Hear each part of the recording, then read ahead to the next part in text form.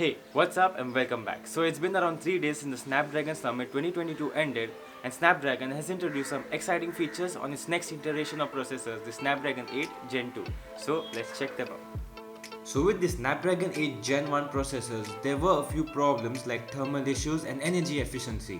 We had the S23 series, Vivo X80 Pro, OnePlus 10 Pro, Oppo Find X Pro, and a few other smartphones that use the Snapdragon 8 Gen 1 processor. But with the new Snapdragon 8 Gen 2 processors, the expectations and excitements are quite high, and it's only understandable as every new processor, especially the ones that are used on high-end devices, work on improving from previous generation of chips.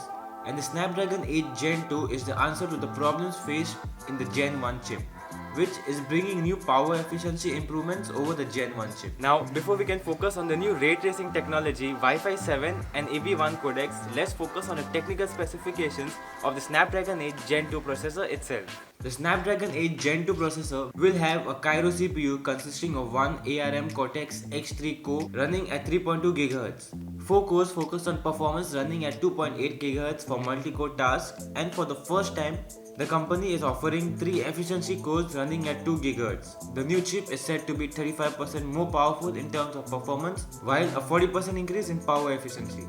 So, the Snapdragon 8 Gen 2 processor will support ray tracing. The new Adreno GPU promises to deliver a boost of 25% in performance while being 45% more energy efficient. The company joins the ray tracing trend, offering hardware accelerated ray tracing. It's gonna be really exciting to see how game developers use the ray tracing technology in the mobile game world.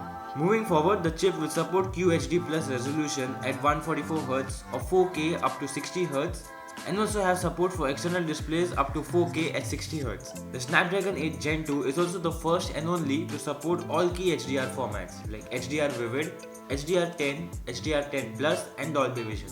With the support for AV1 video decoding, you can now stream up to 8K at 60 frames per second. In case you didn't know, AV1 is a new video decoding codec in the media industry that is making news for its efficiency.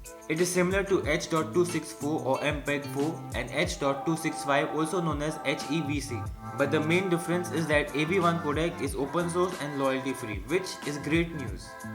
Now, as far as camera performance is concerned, the Gen 2 will offer support for Sony's digital overlap HDR. Samsung's ISO cell 200MP HP3 sensor camera also gets some special tweaks to work better with the Snapdragon ISP. The new chip brings a triple 18-bit ISP and has the ability to handle 3 36MP cameras or up to 200MP for a single sensor. The new chip is also future-proof with Wi-Fi 7. It features a new 802.11be Wi-Fi standard through the new Fast Connect system and has a sustained latency of less than 2 milliseconds and speeds up to 5.8 GB.